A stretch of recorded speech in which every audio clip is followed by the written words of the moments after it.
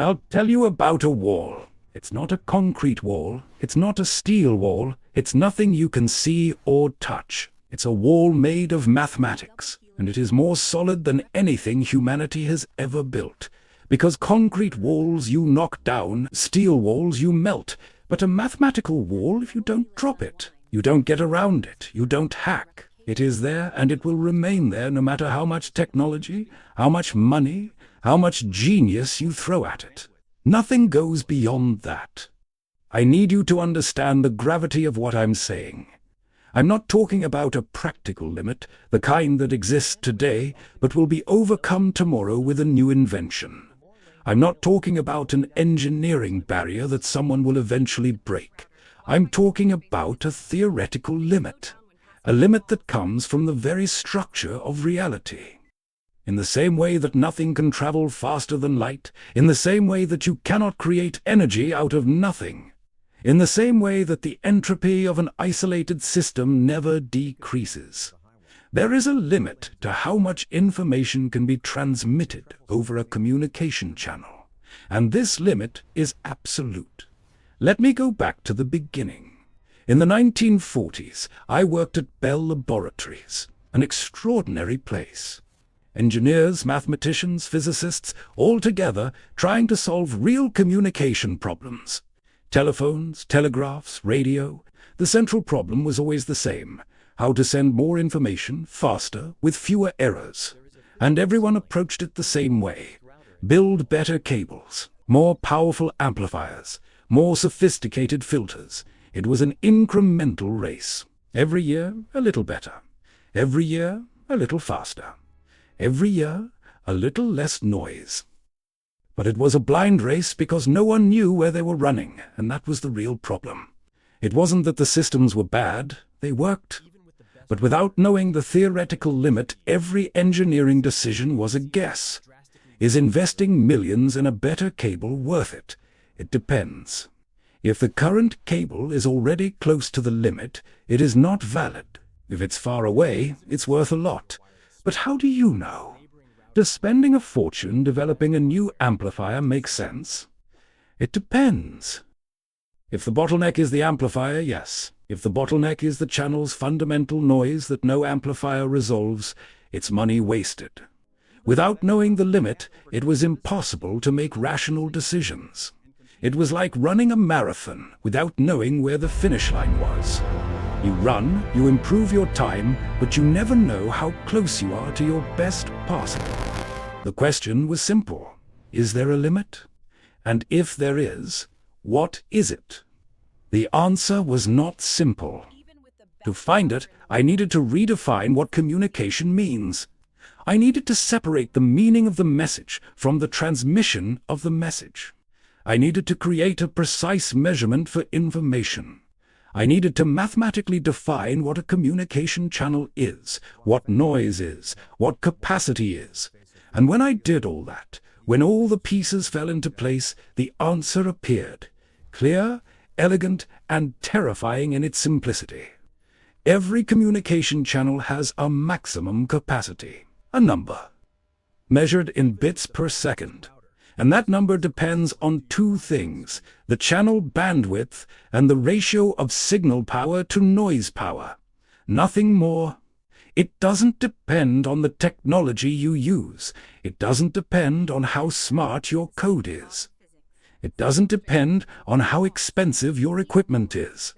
It doesn't depend on how talented the engineer is. It just depends on the physics of the channel. Bandwidth and noise. The formula is this: C equals W times the logarithm in base 2 of 1 plus S over N. C is the capacity in bits per second. W is the bandwidth in hertz. S is the signal strength. N is the noise power. An equation, 4 letters. And from there comes the absolute limit that no technology can overcome. Let me explain what each part means, because the beauty is in the details. Bandwidth is the range of frequencies that the channel can carry. Think of a road. Bandwidth is the number of lanes. More lanes, more cars can pass at the same time. More bandwidth, more information can flow. A copper telephone wire has a small bandwidth, a few thousand hertz. An optical fiber has a huge bandwidth, trillions of hertz. The greater the bandwidth, the greater the capacity. This is intuitive. This makes sense. Now, the signal-to-noise ratio, this is the crucial part. The signal is what you want to transmit. Noise is everything that gets in the way. The relationship between them determines how well the receiver can distinguish signal from noise. If the signal is strong and the noise is weak, the ratio is high, and the receiver can distinguish many different signal levels. Each level is a possibility. More possibilities mean more information per moment of time. But if the signal is weak and the noise is strong, the ratio is low, and the receiver can barely distinguish whether there is a signal or not. Few possibilities, little info formation. It's like trying to read a street sign. If the sign is clean and illuminated, you can read all the letters, even the small ones. Lots of information. If the sign is dirty, faded, in the fog, you can barely distinguish whether it is a sign or a bush. Almost no information. The signal-to-noise ratio is the sharpness of the card, and the channel capacity is how many letters per second you can read under these conditions. Now comes the surprising part. The formula uses logarithm. This means that capacity does not grow proportionally to the signal-to-noise ratio. It grows logarithmically. This has a brutal consequence. To double the capacity, you don't need to double the signal strength. You need to square it. To triple, you need to cube it. The gains become more and more expensive. Each additional bit of capacity costs exponentially more energy. It's not a little more expensive. It's absurdly more expensive. It's like climbing a mountain where each meter above the previous one requires 10 times more effort than the previous one. The first few meters are easy. The latter are practically impossible. This means that there is a practical point where increasing signal strength simply no longer pays off. You can spend all the energy of a nuclear power plant to gain a few more bits per second. And the math says, okay, you won. But the next bit will cost the energy of 10 plants. And the next one, 100. The theoretical limit may be high, but reaching it comes at a cost that grows mercilessly. Nature takes a toll on the last few centimeters before the wall. Now, the most important part of all, below capacity, it is possible to transmit with essentially zero error rate. I proved it. It's not a hope, it's not an estimate, it's not a bet. It's a mathematical theorem. If your baud rate is below C, there are codes that allow reliable communication. As reliable as you want. One error for every billion messages. One error in every trillion. The error rate can be pushed so close to zero that in practice it is zero. Perfection is possible, as long as you respect the limit. But above C? Impossible. Not difficult. Impossible. It doesn't matter what you do. It doesn't matter which algorithm you use. It doesn't matter what technology you invent. It doesn't matter which computer genius dedicates his entire life to the problem. If you are transmitting above the channel capacity, errors will happen, and not small, occasional, tolerable mistakes. Fundamental, irrecoverable errors that no amount of engineering can correct. Because the information that is being lost is simply not there to be recovered. The channel does not have the physical capacity to carry it. It's like trying to fit a liter of water into a half-liter bottle. Half a liter will spill, not because the bottle is poorly made, because the bottle is what it is. There is no half-liter bottle that can fit a liter. It will never exist. It's not a question of technology, it's a question of logic. Let me give you a concrete example to get this out of the abstraction. Think about your home's Wi-Fi. Your router operates in a certain frequency range, say 80 MHz of bandwidth on the 5 GHz channel. The noise in the environment is of a certain level, which depends on interference from neighbors, household appliances, walls, everything that emits or reflects electromagnetic waves. The signal-to-noise ratio in your living room near the router can be 30 decibels. Plug those numbers into the formula and you get the maximum theoretical capacity for that channel. Let's say it gives about 800 megabits per second. This means that physically, in that environment, with that frequency, with that noise level, there is no router in the universe, present or future, that can transmit more than 800 megabits per second without errors. You can buy the most expensive router in the world, can install solid gold antennas, may use firmware developed by aliens. It doesn't matter. 800 megabits per second is the ceiling. Physics decided, the math confirmed it, and no technology changes that. Want more speed? You have two options: increase bandwidth or improve signal-to-noise ratio. And even these options have limits. Bandwidth is regulated by governance. Frequencies are finite. The electromagnetic spectrum is not infinite. And the signal-to-noise ratio, as I explained, gives logarithmic returns. So yes, you can improve, but each improvement costs more, yields less, and the ceiling, although higher, continues to exist, always inescapably. When telecommunications companies announce 5G, 6G, ever-increasing speeds, what are they doing?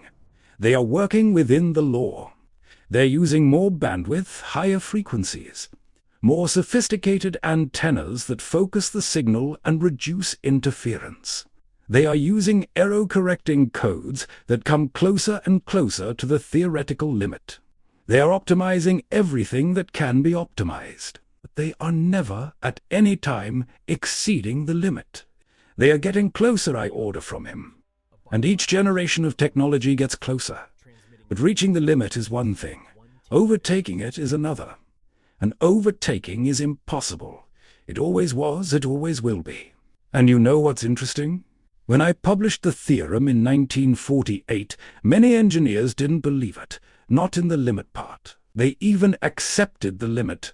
What they didn't believe in was the other half, in the part that says that below the limit, perfect transmission is possible. They spent their entire career fighting the noise, accepting that errors were inevitable, and suddenly a mathematician appears saying that errors can be eliminated almost completely. It seemed too good to be true, but it was true. And it took decades for engineering to prove in practice what mathematics already knew in theory. Turbo codes in 1993 and LED-PC codes in subsequent years finally came within fractions of decibels of the limit. 45 years of searching, of effort, of thousands of engineers and mathematicians working to reach the number that an equation had already predicted. And when they got there, the result was exactly what the law said. Not a bit more, not a bit less. This goes for any channel. Optical fiber? It has a maximum capacity, determined by the bandwidth of the optical frequencies and the noise of the amplifiers and fiber imperfections. Satellite communication? It has a maximum capacity, determined by transmitter power, distance, antenna size, and thermal noise. Undersea communication? The same thing. Quantum communication. Even her. Quantum channels have their own capabilities, different from classical ones in some aspects, but equally finite. Nature gives nothing for free. Each bit has a cost, and each channel has a ceiling. Now I want you to think about what this means beyond engineering. Because the limit is not just about cables and antennas. The limit is about the nature of information in the physical universe. Think about your brain. Your eyes capture light and send electrical signals to the visual cortex via the optic nerve. The optic nerve is a communication channel. It has a bandwidth determined by the number of nerve fibers and the firing rate of neurons. It is noisy because of the random nature of biochemical processes, so it has a capacity. There is a maximum amount of visual information your eyes can send to your brain per second. Not because your eyes are imperfect, although they are, but because the channel has a limit. Estimates place this capacity in the order of 10 million bits per second. It seems like a lot, but compared to all the visual information available in the environment, it is a tiny fraction. Your brain is constantly discarding the vast majority of available information, not by choice, out of necessity. The channel no longer supports it. The law is there, inside your head, deciding what you can and cannot perceive. Think about genetics. DNA is copied from cell to cell, from generation to generation. The copying process is a communication channel. The genetic information is the signal. Mutations are noise. And there is a maximum rate of genetic information that can be reliably transmitted across generations. If the genome were much larger, with more information, but the copy error rate remained the same, the genetic information would degrade with each generation. Errors would accumulate. Essential genes would become corrupted. The species would not survive. Evolution would be limited by the capacity of the genetic channel, and indeed it is. This is why organisms have developed error correction mechanisms in DNA. Proteins that review the copy, find errors, and correct them. Biological error correction codes shaped by billions of years of natural selection. Life discovered the same solution that I described mathematically. Not because you read my article, because the law is universal. It applies to copper wires and applies to DNA strands. Think about cosmology. Cosmic microwave background radiation, the oldest light in the universe, carries information about conditions in the cosmos when it was just 380,000 years old. This radiation traveled for 13.8 billion years until it reached our telescopes. Intergalactic space is the conduit. The expansion of the universe, absorption by dust, interference from newer sources are noise. And there is a limit to how much information we can extract from this radiation, not because our telescopes are bad, but because the cosmic channel has a finite capacity. Some of the original information has been irretrievably lost. Cosmic bits, that 13.8 billion-year-old noise destroyed forever. Information about the primordial universe that simply no longer exists, which no future telescope, no matter how advanced, can ever recover. The law applies even to the universe speaking to itself through time. Think about black holes. When matter falls into a black hole, the information it carries appears to be destroyed. This generated one of the biggest debates in theoretical physics, the black hole information paradox. Hawking argued that the information was lost. Others have argued no, that the information is preserved somehow, encoded in the radiation that the black hole slowly emits over eons.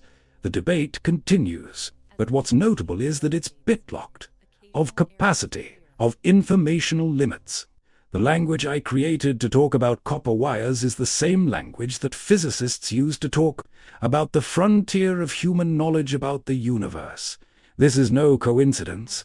It's universality. And that brings me to the deepest point of all. The limit I discovered is not an artifact of our technology. It is not a consequence of our current limitations. It is a property of the universe. The universe is, in a fundamental sense, an information processor, and like every processor, it has limits. Storage limits, transmission limits, processing limits. Physicist Seth Lloyd calculated that the entire universe, since the Big Bang, has performed at most about 10 to the power of 120 operations. It seems like a huge number, and it is. But it is finite. The universe cannot process infinite information.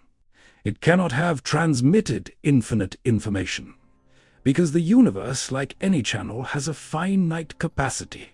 Some people ask me, what about the future? With quantum computers, with new technologies, with revolutionary materials, will the limit fall?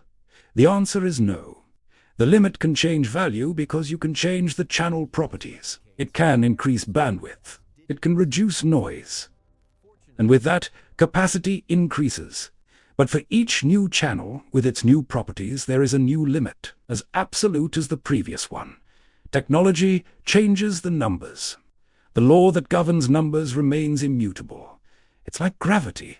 You can build planes, rockets, space stations. It can escape Earth's gravity, but you can't escape gravity itself. You can't make gravity cease to exist. You can change your environment. You can go to a place with less gravity. But wherever you go, gravity is there, with its laws, with its equations, with its limits. The same goes for channel capacity. You can change the channel, but you can't change the law. What I find fascinating, looking back, is that this law was hiding in plain sight. The ingredients already existed. The idea of bandwidth was known. The concept of noise was familiar to any engineer. The signal-to-noise ratio was used in practice every day, but no one had put it all together in a single equation that defined an absolute limit. No one had proven that perfection was possible below the limit and impossible above it. No one had seen the wall. Bricks were scattered across the floor. I just stacked them. Maybe because no one wanted to see it. It's comfortable to believe that with enough effort, any obstacle can be overcome, that there are no absolute limits. That human ingenuity is limitless, and in many ways it is. But ingenuity operates within laws, laws of physics, laws of mathematics, and these laws have limits. Recognizing these limits is not defeat, it is wisdom. Because only when you know where the wall is can you build as efficiently as possible within the space it allows. And that, deep down, is what separates science from fantasy. Fantasy says that anything is possible. Science says almost anything is possible, but there are borders, and I'll show you exactly where they are. I don't break down walls, I show you where they are. And with this information, engineers around the world built modern telecommunications. Not fighting the limit, but working with it. Approaching him, extracting every drop of capacity that physics allows. And the result is in your pocket, on your cell phone, on the internet that connects billions of people, in every byte that travels the world every second of every day. All this exists not in spite of the limit, but because of the knowledge of the limit. Knowing where the wall is what allowed us to build everything that exists inside it. Nothing goes beyond that, and that's exactly why it all works.